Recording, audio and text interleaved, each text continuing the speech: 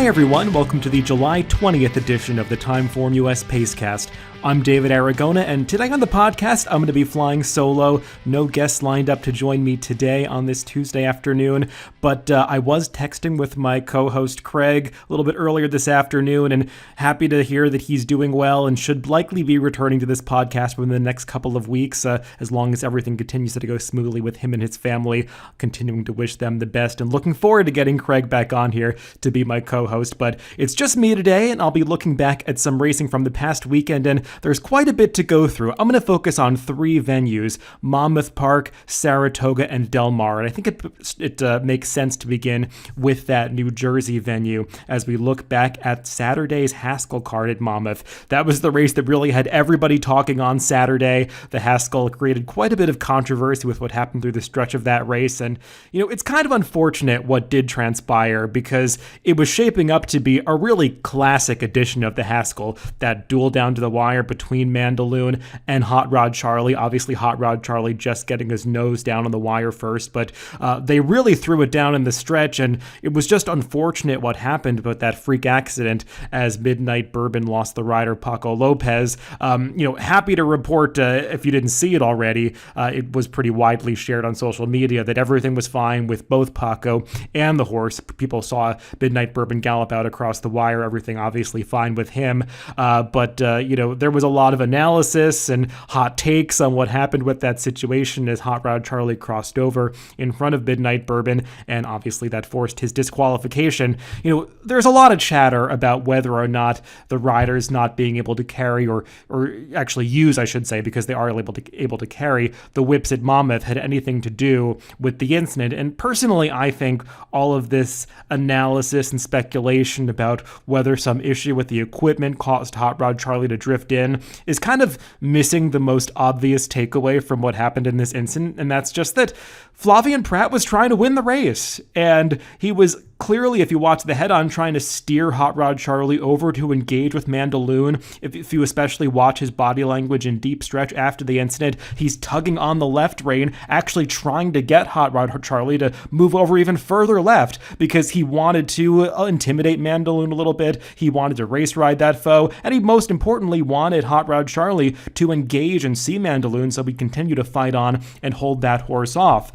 These riders have to get a little more creative, trying to do everything that they can to motivate these horses, since they don't have the use of a riding crop, or they're not able to use it to motivate their horses in the stretch of these races. So I thought that both Mandaloun and Hot Rod Charlie got great trips, but the thing with Flavien Prat is, I'm not going to fault him for trying to do what riders always do in these situations. He was just trying to get his horse to give a maximum effort, and it was a little unfortunate that he clipped heels with Midnight Bourbon. More than a little unfortunate, because there were so many eyes on this race with it being televised on NBC.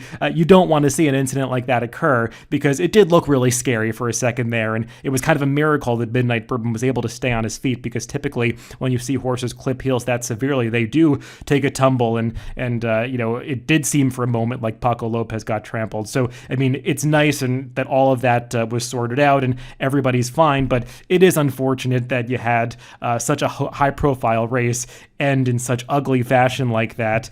So we're kind of left with a really confusing three-year-old picture coming out of this race. I think it's clear at this point that Hot Rod Charlie has taken a big step forward since the springtime, he having run so well in the Kentucky Derby, running that awesome race in the Belmont Stakes when finishing second, and then delivering once again here. He got a 124 TimeformUS speed figure for the performance. That number is just down slightly from what he got in the Belmont Stakes, but still nice to see him continuing to hold his form through the summer. And Mandaloun, who personally I had a lot of questions about coming out of that Kentucky Derby, where he got a great trip, probably will eventually be elevated to be named the winner of that race, but I was kind of on the fence about Mandaloun coming into the Derby. Still not really sure about him, what I thought about him coming out of that race, because he had that real dip in the Louisiana Derby, and no excuse was ever really offered for that performance. But it does seem like that's really the fluke in his career trajectory, because he took another another big step forward here, obviously from what his return was in the Pegasus, where he was a little bit underwhelming, even though he got the job done in that race. So nice to see Mandaloun take that same step forward that we already saw out of Hot Rod Charlie. Definitely a horse that is progressing through the summer of his 3-year-old season, and this is often the time of year when we do see these 3-year-olds start to step forward and produce their best speed figures.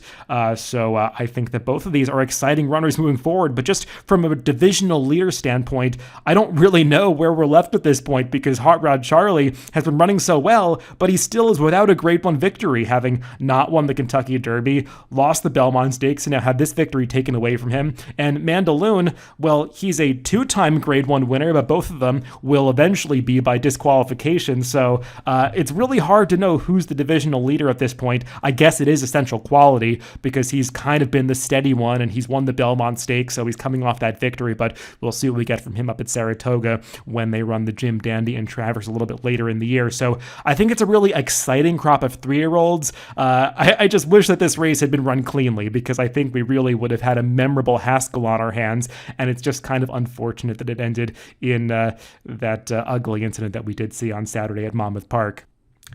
The other Grade 1 on Saturday at Monmouth Park was the United Nations on the turf run right before the Haskell, and the winner of this race has become one of my favorite horses currently in trading. That's Tribhuvan. It's just really cool that they decided to completely turn around this horse's running style, and it's just awoken the kind of performances that we didn't really know he was capable of prior to this. I mean, he had run well when they first got him in this country in that debut at Gulfstream Park, but obviously it had some issues, and when he returned this year as a new gelding, they kind of pegged him as maybe being a rabbit for some more heralded stablemates. I think he was the rabbit for Rock Emperor when he made that return from the layoff in the Fort Marcy, and I mean, he just loved being on the lead. He looked so happy out there, and he really kicked for home impressively, and kind of confirmed that he's a better horse than his connections had maybe given him credit for prior to that. And I mean, he's almost been unstoppable since then. The only horse that's defeated him in these 3 starts this season was 2 back when Domestic Spending got the better of him in the Manhattan, and losing to Domestic Spending, I mean, that's no disgrace to say the least, because he's really developed into the best American turf horse in the country right now, and Tribhuvan set such an enterprising pace in that Manhattan. He did well to hold on for second, and coming into this United Nations, it appeared that there was quite a bit of speed on paper, but I was kind of perplexed watching the race because everybody just sort of deferred to Tribhuvan. I mean, Flavien Prat clearly had the intention of being aggressive from the outside post position, but I'm not sure why some of the other horses that had speed, like Winter's Back and Epic Bromance, were not ridden aggressively. They just seemed to almost concede the race to Tribhuvan, and that was no positive development for Arklow, because he was the other favorite in this race, and he was towards the back of the pack throughout. There was a bit of an incident on the far turn with him that probably prevented him from achieving his best result, but I don't think Arklow was ever going to get to Tribhuvan, because he just didn't get the kind of pace scenario that he needed in this United Nations. And looking at the TimeformUS pace figure line for this race, actually none of the fractions are color-coded red. Actually, it's a pretty even pace. They went 134, Tribhuvan did, for the first 2 fractions, and actually the mile fraction slows down to a blue pace figure because they had slowed down the pace so much by the middle portion of the race. And sure, Flavien Prat did let everybody else come back into the race a little bit after he had opened up about 5 lengths through the first couple of turns, but Tribhuvan, coming out of the stretch, just had so much more left to give, and he was able to sprint away from that field late, and they just had no chance to catch him. Some nice performances from horses in behind him, like Imperador Longshot, who did well to get up into second in this race.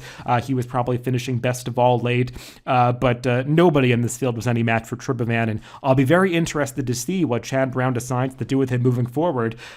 Maybe they put him in a race with Domestic Spending again, because even though he's better than your typical rabbit, he still will ensure a pace in a race like the Mr. D, the former Arlington Million, if they decide to run in that race. But if they do want to stretch him out further, they could even go for the 1.5 mile Sword Dancer.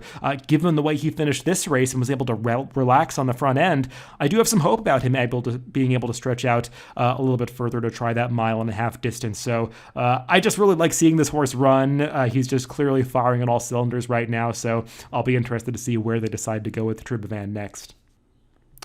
I don't have a whole lot to say about the other graded stakes that were run at Monmouth on Saturday, all grade 3 events, those being the Monmouth Cup and Molly Pitcher on dirt, as well as the Matchmaker on turf a little bit earlier in the day. I think the theme of all 3 of those grade 3 events was that at Monmouth Park, when you're not able to use the whip, sometimes the last move is actually the best move. I know a lot of people thought it would be the opposite when this Monmouth season starts, that horses would not want to pass each other without being motivated by the whip, but it's actually the opposite that's true. Horses that are on the lead, they almost don't feel that pressure necessarily, and horses, they're trained to run after others, so the ones coming from behind actually have a little bit of an advantage, and we've seen some statistical data suggesting that there have been far more horses coming from off the pace at this Monmouth meet, and just anecdotally and watching the races, you can kind of see it playing out that way, and that was especially true in the Matchmaker, the other turf stakes earlier in the day, as Juliet Foxtrot looked like she was about 1-5 to win the race at the 3/16 pole when she burst through on the inside and looked well on her way to victory, getting a big pace advantage on some others because they didn't go that quickly up front, and she was basically sprinting for home with about a quarter mile to go, but she just hit a wall at the final 16th of a mile of this race, and Great Island, who looked completely out of contention at the top of the stretch, just saw her target in front of her and kept running after it, and she was able to get by Juliet Foxtrot and California Queen at the wire of this race as Chad Brown finished 1-2. Great Island is a filly who had run reasonably well in some minor stakes in the past. I've never really viewed her as the kind of horse that's going to be winning grade 1s anytime soon, but she did get a decent 1:17 TimeformUS speed figure in this race. Juliet Foxtrot, this is now twice in a row that she's lost at pretty short prices, having also gone down to defeat in the Mint Julep at Churchill Downs prior to this, so you kind of wonder if maybe she won a really weak edition of the Jenny Wiley when she got that grade 1 earlier in the year, and maybe she's just not quite as good as that grade 1 performance would have suggested. It's also possible that she's gone in the wrong direction since then. A mile and an eighth has always been a little bit of a stretch for her, so maybe that played into things too in this Matchmaker, but she was definitely the big disappointment in that race. And as for the 2 other dirt races, the Monmouth Cup and the Molly Pitcher, again, it was horses that were making the last move that did well in the Monmouth Cup. Bankit came into the stretch with the lead after making that sweeping move coming around the far turn, but a mile and an eighth has always been a little bit of a stretch for Bankit, and Dr. Post just kept on coming relentlessly on the outside. These Pletcher horses, if nothing else, they'll just keep coming at you, and he found that little bit extra at the end of this race and was able to forge past. It is natural to compare this race to the Haskell as far as the times go because it was run at the exact same distance, just a few races apart, and Dr. Post did run just a few hundredths of a second slower than the Haskell. He got a 1:23 TimeformUS speed figure as compared to the 1:24 that was assigned to both Hot Rod Charlie and Mandaloon in that grade 1 event. Dr. Post, he ran really well to win the Westchester off that long layoff. He was a disappointment in the Met Mile, but it seems like maybe stretching out in distance is going to be ultimately what he wants to do. I think he's a horse that probably will be best at 2 turns moving forward. So we'll see if he's able to repeat this kind of number against tougher company, because a number like 123 could put him in the mix in some higher level graded stakes. I'm not sure that I necessarily view him as the kind of horse that's going to be winning the Woodward or the Jockey Club Gold Cup later in the year, but he definitely has taken a step forward since his 3-year-old season. And the Molly Pitcher, Pletcher also won this one with the long shot Graceful Princess, who was dismissed at 14-1. Nice to see her dam Havre de Grace, who was such a popular horse, get a graded stakes winner among her progeny, as Graceful Princess finally fulfills that potential. She had looked so promising when she made her career debut at Saratoga a number of years ago, and she had just been so up and down since then. Some poor performances. She was coming off a real non-effort at Delaware Park. It seems like maybe a sloppy surface, which she encountered there is just not what she prefers. And in this race, she had never been a horse that seemed like she loved to pass other horses, but this time they were just all kind of taking turns going after each other. Mrs. Danvers had the early lead, but she got some pace pressure in the middle of the race, and she's never one that's known to really put up a fight, and she backed up and finished towards the tail end of the field. And Graceful Princess just kept plugging away on the outside, and Joe Rosario, who is used to motivating horses without the use of the riding crop, he was able to get her up on the wire to achieve that victory. Now let's shift gears and go to upstate New York, where they had opening week at Saratoga this past week, the shortest week that they'll run this summer, just a 4-day racing week from Thursday through Sunday. Let's begin though by talking about that Saturday card, where the feature race was the Grade 1 Diana, and I've got to admit, I was wrong about these Godolphin fillies. I kind of downgraded them coming out of the Just a Game, where personally I thought that they had faced a relatively weak group of American runners, and that's the reason they looked so dominant in that race. But turns out that both of these fillies, Altica and Summer Romance, are pretty good. Altica, she just delivered once again. She had that devastating turn of foot that she used to win the Just a Game last time, and she was able to translate that to 1.125 miles here. That was a big question for me, whether she'd be able to get the distance, because in the past it looked like she really had been at her best up to a mile, but I thought Manny Franco gave her a great ride in this race. He broke from the outside post position, but got her right in behind horses, kept her covered up the entire way until they got into the stretch, when he peeled around 4 wide, not doing so until they were into the straightaway. And that's exactly how you want to ride a horse. Coming from off the pace, when you're a little bit concerned about them getting the distance, you just want to keep them covered up and in the bridle for as long as possible and call upon that sprint finish without really unsettling them before you get into the stretch. So I thought he just did a perfect job getting the best out of Altica in this race, and give credit to the filly. She really delivered and produced another top-notch stretch rally to get up over Summer Romance, who really did once again have everything her own way. Kind of like in the Just a Game, she carved out some legitimate fractions on the front end. It's not like Summer Romance was walking alone up there, but she still kicked for home and did well to hold off everybody but her stablemate, who got past her once again in the late stages. And just really exciting to have both of these European-based Godolphin fillies competing in the United States, because as you can see, based on what we got from the Americans in both this race and the Just a Game, it's just not the strongest group of American fillies and mares on the turf this year. I just talked about Juliet Foxtrot not really delivering after looking so promising earlier in the season, and we saw the same thing from these runners based in New York in this Diana. So Altica and Summer Romance are a nice addition to this division. They are reportedly going back to England to train through the rest of the summer months, but Charlie Appleby is planning to bring both of them back later in the season, reportedly potentially tackling the First Lady at Keeneland with Summer Romance, and Altica will be targeted at the Breeders' Cup. They might try the filly and mare turf. That is going 1 3/8 miles at Del Mar this year. That's a big question mark for a horse who a lot of people weren't certain could even get 1.125 miles here, so we'll see how they're able to do that later in the season, but she definitely is pretty talented, so I'll be looking forward to seeing what we get from Altica a little bit later in the year. The other graded stakes on Saturday at Saratoga was the Grade 3 Sanford for the 2-year-olds, and this was a really eye-catching performance from the winner, Wit.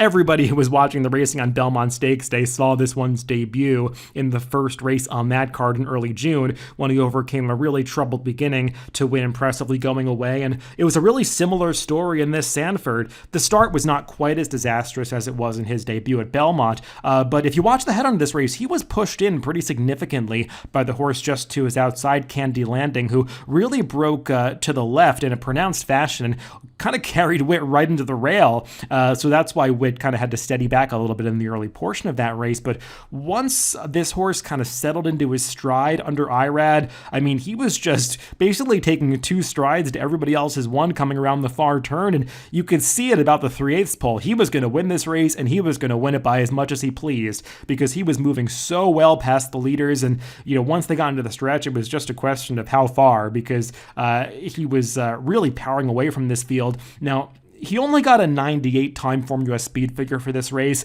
and I'll talk a little bit about how the buyer handled some of these numbers as well, because obviously the buyers for some of these dirt races on Saturday came up a little bit higher than what Craig did, and I was texting with Craig about this a little bit earlier, whether he ever considered upgrading the performance by Wit or another dirt race on this card, and he was saying that even though the track appeared to change a little bit during the day from a track condition standpoint, given that they got some rain and sealed it and had to uncover it and harrow it throughout the day, from a timing standpoint, he could just group all these races together, because it didn't seem that the track actually changed speeds that much throughout the day. So he just grouped all of the dirt races together. So that's how Craig arrived at his numbers for Saturday at Saratoga. So Witt got that 98 TimeformUS speed figure, a 99 final time number for whatever it's worth, knocked down just 1 point because the pace of this race was honest, but not that fast. Clearly, he was in a different league from the rest of these horses, and he finishes up like one that's going to have no problem going a little farther than 6 furlongs. But I think it's fair to say that the field that he was facing in this Sanford was just not really deep in terms of quality. A big field of 11 runners, but not too many that I think we're going to be seeing in graded stakes company again anytime soon. Headline report, he was second for Wesley Ward, ran fine coming off the layoff, but the third place finisher lost this race by 13.5 lengths, so just nobody else really did much running behind Witt. So it remains to be seen what's going to happen when Witt faces another 2-year-old of comparable quality to him. But for this point in the summer, he's doing everything that he's supposed to do, and he looks like one that still has more to give. So I'm excited to see what we're going to get from Witt in the future. And that other dirt race that I was talking about that I mentioned to Craig and kind of wondering whether or not he would have upgraded a little bit was the allowance race that took place right before the Sanford, that 8th race that I had been kind of hyping beforehand, talking about how this was basically a grade 1 allowance race with so much quality signed on. We did unfortunately get the scratch of one of the favorites going in, Crowded Trade. It was coming out of the Preakness. He was a gate scratch at this race. I think there was an issue with him biting his tongue, and that's why Javier Castellano chose to have him be a vet scratch in that race. But we still had some major players signed on here, 2 really impressive maiden winners kind of bookending the field in Bo Liam and Mahamel, and boy did Bo Liam deliver. It was not easy for this horse to break from the inside post position, be used so aggressively in just his second career start, and he handled it like an old pro. He relaxed on the lead this time, whereas he had stalked the pace in his debut. He seemed comfortable up front the entire way, and Witzel, who was kind of a hype horse coming into this race, had been training well since the private purchase and switched into the Chad Brown barn. He had won so impressively over the winter at Tampa Bay Downs, but you didn't really know how he was going to stack up from a class perspective against this field. Well, coming to the quarter pole, you could see that Witzel was the only other horse in behind Bo Liam that was doing any running, and once he peeled out coming into the stretch, it really looked like Witzel was going to go right on by Bo Liam, but Bo Liam just dug in so gamely in the final 16th of a mile, and even coming through the final few strides, it seemed like maybe that horse was going to forge past, but Bo Liam just refused to let Witzel get his nose in front at any point. Even going through the gallop out, he kind of held his advantage, and you could see this is just a horse that responds to his rider's cues and is going to try to win these races. So really nice to see that performance from Bo Liam and that grit that he showed, because we had seen that boundless talent first time out, but we didn't really know if he could handle a test, and he got that gut check here and he passed it with flying colors. This race got a 117 TimeformUS speed figure from Craig, and some people might have seen on social media the buyer for this race was a 106. Clearly buyer determined that the track slowed down a little bit after they harrowed it again once they had sealed it in the middle of the day for that 2-year-old race. They harrowed it just prior to this 8th race and the Sanford. So, buyer thought that the track slowed down a little bit and upgraded this number a little bit. Craig thought that the track didn't change that much. So I guess depending on what you thought about that, you could take one figure over the other. I think when there are only 5 dirt races in a day, and you get that much precipitation, it's hard to be sure about these things. But clearly, we already know that Bo Liam is a very fast horse. He got a 120 TimeformUS speed figure in his debut that was actually knocked down a little bit from a 126 final time number because of him setting a moderate pace in that race, relatively speaking to the final time. So we already know Bo Liam's a really fast horse, and it's just going to, be a question with him about where they go next when they try stakes company and how far he ultimately wants to go, because Steve Masperson said that he thinks the way this horse relaxes on the lead, the way he finishes and fights at the end of his races, that he's one that can stretch out in distance. So I'll be very intrigued to see when and where they decide to do that in the future. And as for Witzel, who was second in this race, he's another new player in this 3-year-old division that I think you have to take really seriously. Who knows if they're going to decide to wheel these horses back in the Grade 1 Alan Jerkins later in the meet. They're both very lightly raced. This was just the second start for each of them, but based on the kind of speed figures they're running, they could take shots in races like that. So Witzel seems like he might be more of a sprinter. We'll see if Bo Liam ultimately turns out to be that same way, but just 2 really exciting 3-year-old runners to follow. I do also want to give a quick mention of some of the other graded stakes action from Saratoga last week. We had a trio of grade 3 events run on Thursday and Friday at Saratoga. The opening day feature was the usual one, the grade 3 Schuylerville, and just so cool to see those Mary Lou Whitney Silks in the winner's circle with Pretty Birdie. This is a race that did get a little bit easier once the favorite scratched out Happy Soul for Wesley Ward, and it did kind of boil down to a battle between those two recent maiden winners, Pretty Birdie and Mainstay. And the race was kind of decided right at the start when Pretty Birdie broke so sharply and Mainstay got away from the gate a little bit sluggishly, so Pretty Birdie just had that advantage throughout. Mainstay did what she could to press her in the middle of the race, but these were two tired fillies coming down to the wire, and Pretty Birdie was just able to hold sway over Mainstay, who couldn't quite muster that late surge at the end, but they both ran reasonably well. The 99 TimeformUS speed figure that Pretty Birdie got for this race is actually 1 point higher than what Witt got in the Sanford, which, some people might take issue with because I think it's pretty clear to most that Witt was the more visually impressive winner. It's worth noting, though, that, those TimeformUS speed figures, there's a big difference in the final time number. I think Pretty Birdie got a 8 or 9 point boost off her final time number because the early pace of the Schuylerville was so fast, whereas the pace of the Sanford was more on the moderate side, so that's why you see them getting comparable numbers, even though the Schuylerville seemed a little bit slower from a final time standpoint. But just really cool to see, this horse win for Mary Lou Whitney Stables and Norm Cassie.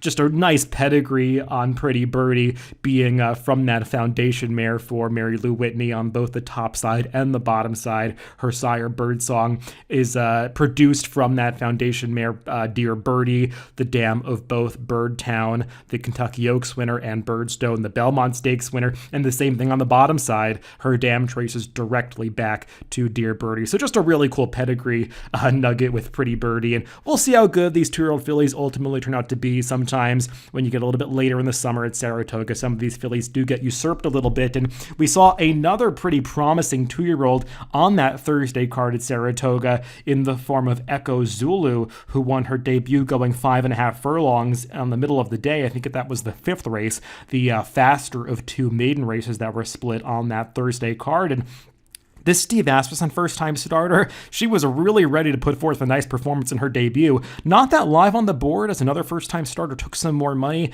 and an experienced Brad Cox trainee went off as the favorite, but Echo Zulu was certainly ready to run a professional race here. She stalked the pace and just finished really nicely through the stretch, putting away that experienced runner, Lady Rocket, and or I should say Lady Scarlet, and Echo Zulu just looks like one that's really living up to the bloodlines, because she's a daughter of Gunrunner, who I think has now had 7 first out winners, which is quite a bit for just July of his first crop. And on the dam side, her dam has produced Echo Town, the winner of last year's grade 1 Alan Jerkins, as well as Gotham winner J Boy's Echo. So, Echo Zulu's got all the tools to be effective in these stakes races a little bit later on, and I would imagine we're going to see her face off against a horse like Pretty Birdie, likely in the spinaway later in the meet if they don't decide to run her before then. So, we could see the maidens be the ones to take moving on, but already some impressive 2-year-old performances up at the Spa. Those 2 other grade 3 events from last week at Saratoga were both on the turf. On Thursday, we saw the return of Golden Pal in the quick call, going 5.5 furlongs for the 3-year-olds. The hype machine is kind of really in overdrive with Golden Pal. This is a horse that Wesley Ward's been talking up for a long time, and he delivered last year in the Breeders' Cup Juvenile Turf Sprint, and he's looked pretty impressive in all of his stateside turf sprints. He just did what he had to do in this race. He was geared down at the end. There was not a whole lot of quality in this field behind him, and he got a decent enough 112 TimeformUS speed figure. It's a performance that a lot of people were raving about right after the race. I would kind of temper that enthusiasm a little bit. I know they're talking about taking this horse over to Europe for a Group 1, like the Nunthorpe, which they run over at York, I think, in late August, or potentially, I think, another race, the Flying Five, run in Ireland. So We'll see what Wesley Ward ultimately decides to do with this horse, but he's going to have to step up his game if he goes over to Europe and tries one of those tougher races because while he did well over at Ascot last year, just getting run down, that came against an inferior horse. So we're going to have to see if he can take another step forward because, this performance was about right on par with what we saw from Golden Pal in his 2-year-old races. So he has to show that he can continue to progress in his 3-year-old season. And the other graded stakes from last week was the Forbidden Apple on Friday. A prep for the 4-star Dave a little bit later in the meet. This one, I think, was really decided at scratch time when the other speed Flying Scotsman came out of this race. He would have kept Rinaldi company on the front end, but without Flying Scotsman to press Rinaldi just had everything his own way on the front end, and that really gave him a big advantage over a Chad Brown trio that was trying to run him down on the stretch of this race.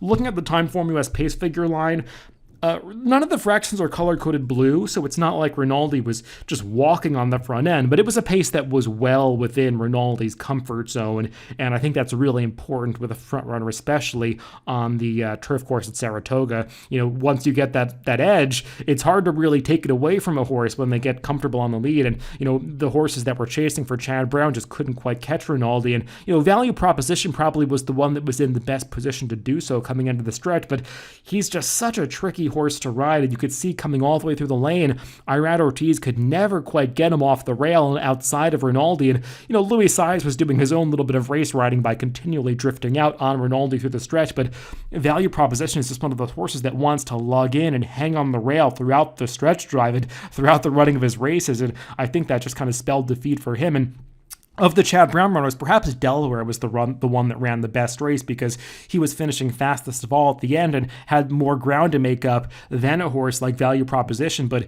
given the fact that Rinaldi had so much left coming into the lane, Delaware just couldn't quite forge past him. So Rinaldi got a 124 TimeformUS speed figure for this race. That's a really strong number for a grade 3 event, and that's the kind of number that suggests maybe Rinaldi could be competitive later in the meet in the grade 1 4-star Dave. We'll see which horses coming out of this race decide to go there. We're likely to have a tougher field in that race. We'll see if horses like Raging Bull to show up there as some others that have already proven themselves as being top runners in this division. But Rinaldi, I think the bottom line with him is when you let him get alone on the front end and get comfortable, he's always going to be tough to run down. One of the race I would mention from this past week at Saratoga was one of the race from that Saturday card, actually run a little bit after the stakes races. The finale, going 7 furlongs, a maiden event won by Ducal, a Juddmonte homebred trained by Brad Cox. And seems like Brad Cox has a stable full of runners for Juddmonte right now, especially among the 3-year-olds. And Ducal took a really big step forward here. He had run reasonably well in his debut sprinting at Churchill Downs, but he took his game to the next level in his second start here, as he was running down a pretty talented horse in Askin for a Baskin, and that runner had been second to Mahamel in his dirt debut too back, the second start of his career, because Askin for a Baskin had debuted on the turf, and he basically repeated, if not improved on, the performance against Mahamel here, as those two drew well clear of the rest of the field, but Ducal took it to Askin for a Baskin at the top of the stretch and was able to actually get away from that one in the late stages. Ducal got a 116 TimeformUS speed figure, just a point below the number that was assigned to Bo Liam. This race did have a slightly faster pace, going the same 7 furlong distance than the allowance race won by Bo Liam, so the numbers are a little farther apart in the final time realm, but from the speed figure standpoint, they're just 1 point apart, so Ducal seems like a really promising runner for Cox, and you'd imagine that he'll be running in races like that 8th race that we saw on Saturday at Saratoga pretty soon, because there are a lot of really talented horses right now eligible for that N1X condition on the dirt. So we'll see if they match up later in the meet. Maybe him and Mahamel or Witzel if they don't try stakes company with him. Just really impressive horses on the dirt at Saratoga this past Saturday that definitely have upside moving forward.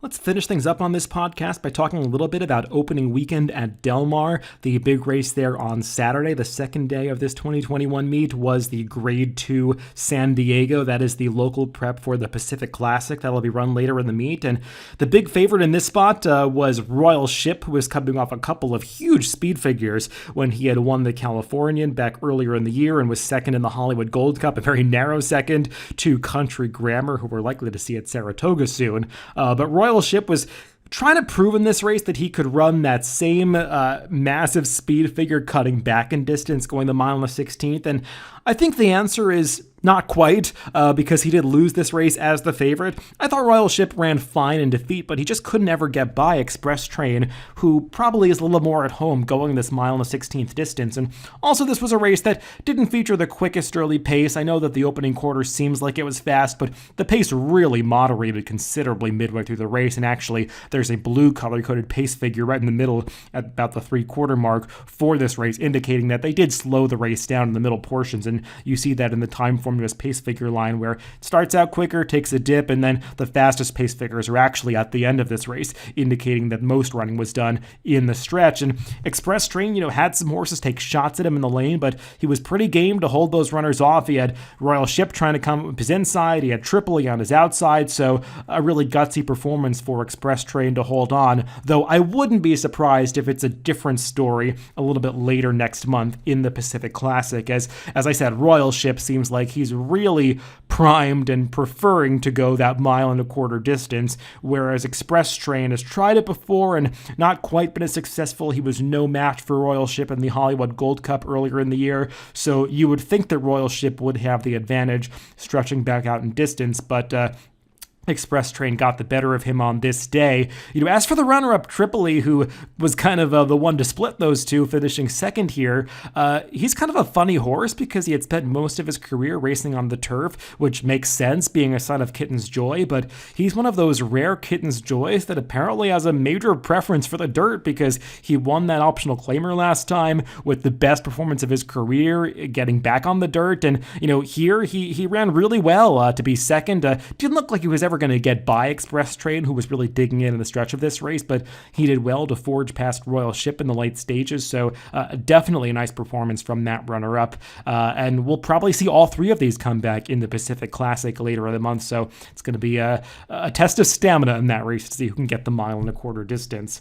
The other dirt route that we saw on Saturday at Del Mar was a 1 mile race, a couple of races before the San Diego, and that was won by Ginobili, who is a horse who had turned a lot of heads a couple seasons ago at Del Mar when he was a 2-year-old. He had beaten Honor AP that day, the highly regarded Honor AP, who went on to win the Grade 1 Santa Anita Derby as a 3-year-old, one of the only horses to ever finish ahead of Authentic.